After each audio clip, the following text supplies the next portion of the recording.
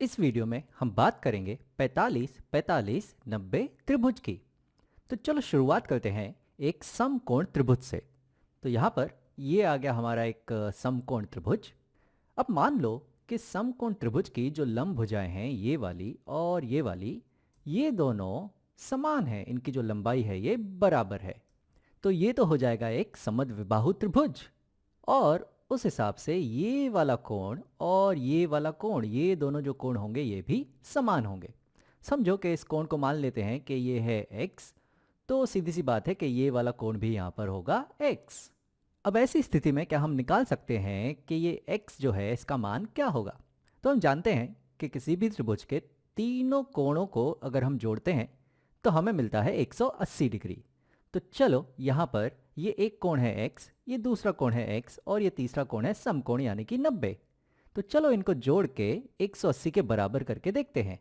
तो यहाँ पर हमें मिलेगा कि x धन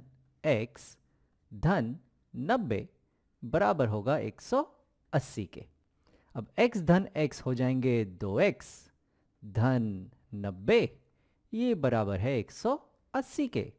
अब यहाँ पर मुझे ये 2x चाहिए, ये 90 नहीं चाहिए, तो दोनों तरफ मैं 90 से घटा देता हूँ।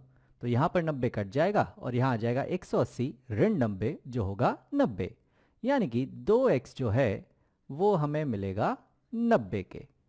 और अब अगर मुझे x का मान चाहिए तो मुझे यहाँ 2 से विभाजित करना होगा, पर एक तरफ नहीं कर सकते, हमें दूसरे तरफ भी 2 से विभाजित करना होगा। तो यहाँ पर हमें x का मान मिलेगा 90/2, यानी कि x का मान हमें यहाँ मिल जाएगा, x है 45। तो यहाँ पर इस जो समकोण समद्विबाहु त्रिभुज के जो समान कोण हैं ये हैं 45 डिग्री दोनों के दोनों। तो यहाँ पर ये कोण है 45 डिग्री और ये वाला कोण भी है 45 डिग्री। तो ये हुआ हमारा 45, 45, 90 त्रिभुज। अब चलो इस त्रिभुज के बारे में और ज़्यादा जानकारी प्राप्त करते हैं। तो यहाँ पर मैं दोबारा से ये त्रिभुज बना लेता हूँ। तो ये आ गया हमारा त्रिभुज। अब यहाँ पर यह है एक समकोण त्रिभुज। मान लो कि ये वाला जो कोण है ये है 45 डिग्री और इस 45 डिग्री के जो सम्मुख भुजा है वो है ये वाली। तो इसे भी मैं ज़रा नीले रंग से दर्शा देता हूँ और मान लेते हैं कि इस भुजा की जो लंबाई है वो है a। और ये वाला जो कोण है ये भी हम ले लेते हैं 45 डिग्री और इस कोण के सम्मुख जो भुजा है वो है ये वाली। और ये वाली भुजा को मैं यहाँ हरे रंग से दर्शा देता हूँ और इस भुजा की लंबाई हम ले लेते हैं यहाँ पर b। और ये जो कोण है ये है हमारा समकोण 90 डिग्री का कोण और इसके सम्मुख जो भुजा है वो है ये वाली जिसे हम कहते हैं कर्ण। तो इस भुजा को मैं यहाँ पर, इस कर्ण को मैं यहाँ पर इस गुलाबी रंग से दर्शा देता हूँ और इसकी जो लंबाई है हम यहाँ ले लेते हैं c। तो चलो देखते हैं यहाँ पर इन a, b, c भुजाओं में कोई रिश्ता है या नहीं। तो यहाँ पर मैं देख सकता हूँ कि ये समकोण त्रिभुज है, तो यहाँ पर तो मैं पाइथागोरस के प्रमेय का इस्तेमाल कर सकता हूँ। तो यहाँ पर ये जो लंब भुजाएं हैं इनके वर्गों को जब हम जोड़ेंगे तो हमें मिलेगा इस कर्ण का वर्ग, यानी कि हमें मिलेगा a का वर्ग धन b का वर्ग बराबर होगा c के वर्ग के। और यहाँ पर जैसा हमने यहाँ बात की थी कि ये दोनों कोण 45 डिग्री हैं, यानी कि यह है समद्विबाहु त्रिभुज। तो ये वाली भुजा और ये वाली भुजा ये दोनों भी बराबर हैं, यानी कि a और b दोनों बराबर हैं। तो मैं यहाँ लिख सकता हूँ कि जो a है वो बराबर है b के। तो यहाँ पर a की जगह हम b रख सकते हैं। तो हमें मिलेगा यहाँ पे a के वर्ग की जगह हमें मिल जाएगा b का वर्ग। तो यहाँ आएगा b का वर्ग धन b का वर्ग बराबर होगा c के वर्ग के। b का वर्ग धन b का वर्ग ये हो जाएंगे 2b का वर्ग और ये बराबर है यहाँ पर c के वर्ग के। अब यहाँ पर अगर मैं दोनों तरफ 2 से विभाजित कर दूं तो यहाँ पर b का वर्ग हमें मिल जाएगा। तो b का वर्ग होगा यहाँ बराबर c का वर्ग बटा 2। और अब यहाँ पे अगर मैं वर्गमूल ले लेता हूँ तो मुझे यहाँ b मिल जाएगा। तो b हमें मिलेगा यहाँ पर बराबर c के वर्गमूल के, यानी कि ये होगा c बटा 2 का वर्गमूल। तो यहाँ पे होगा c बटा वर्गमूल 2 का। अब जब भी हम वर्गमूल लेते हैं तो हम धनात्मक और ऋणात्मक लेते हैं, पर यहाँ पर ये a b c ये भुजाएं हैं जो ऋणात्मक नहीं हो सकती। तो यहाँ पर सिर्फ मैंने धनात्मक वर्गमूल लिया है। तो हमें यहाँ पर मिल रहा है कि जो b है वो बराबर है c बटा वर्गमूल 2 के। तो b का मान यहाँ पर हमें मिल चुका है जो है c बटा 2 का वर्गमूल। अब जैसा हमने थोड़ी देर पहले बात की थी कि जो a और b हैं वो दोनों बराबर हैं, तो अगर b है c बटा 2 का वर्गमूल तो a भी होगा b के बराबर होगा c बटा 2 का वर्गमूल। तो मैं यहाँ लिखता हूँ कि जो a है वो बराबर है b के और ये दोनों ही बराबर हैं c बटा 2 के वर्गमूल के। तो हमें इस 45 45 90 त्रिभुज की तीनों भुजाओं के बीच ये रिश्ता मिल रहा है कि a और b भुजा जो हैं, जो लंब भुजाएं हैं, वो दोनों बराबर हैं और वो दोनों बराबर हैं कर्ण बटा 2 के वर्गमूल के। अब इसी बात को मैं थोड़ा और आगे लेके जाना चाहता हूं, तो हम ये वाला त्रिभुज और ये जो हमें रिश्ता मिला है यहाँ पर a b और c में, इसको मैं लेता हूं और आगे बढ़ता हूं।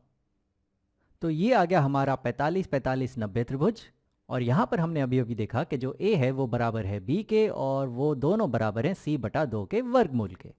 तो चलो देखते हैं कि इन तीनों भुजाओं का जो अनुपात है वो क्या है। तो यहाँ पर मैं जानना चाहता हूँ कि जो a अनुपात b अनुपात c है वो क्या है।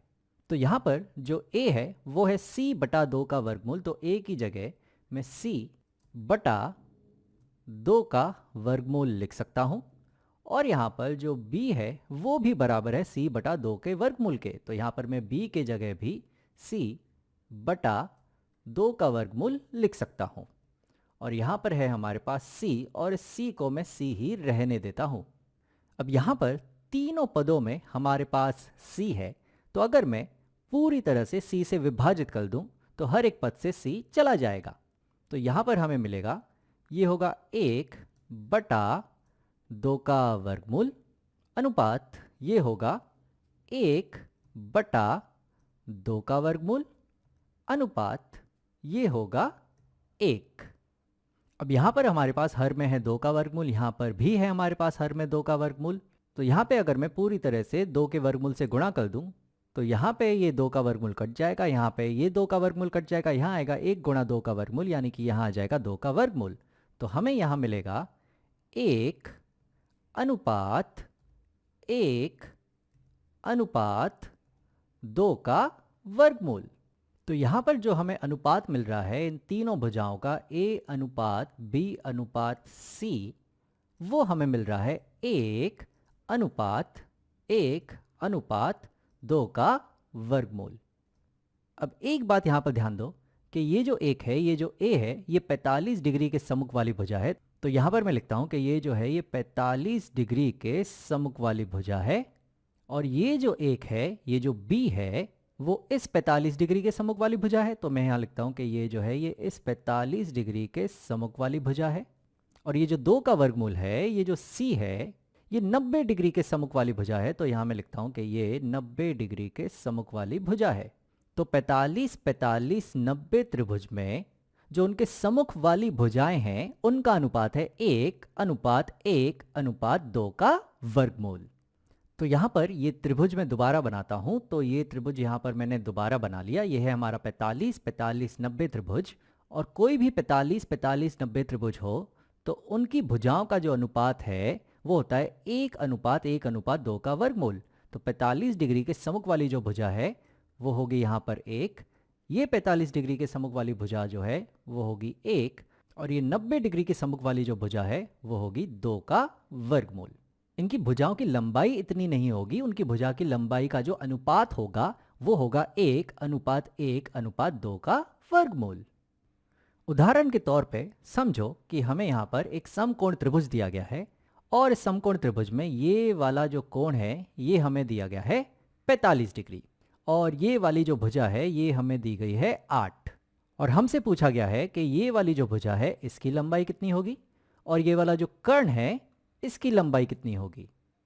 अब यहाँ पर ये जो समकोण त्रिभुज है इसमें एक न्यून कोण हमें दिया गया है 45 डिग्री, तो सीधी सी बात है कि जो दूसरा न्यून कोण होगा वो भी 45 डिग्री होगा।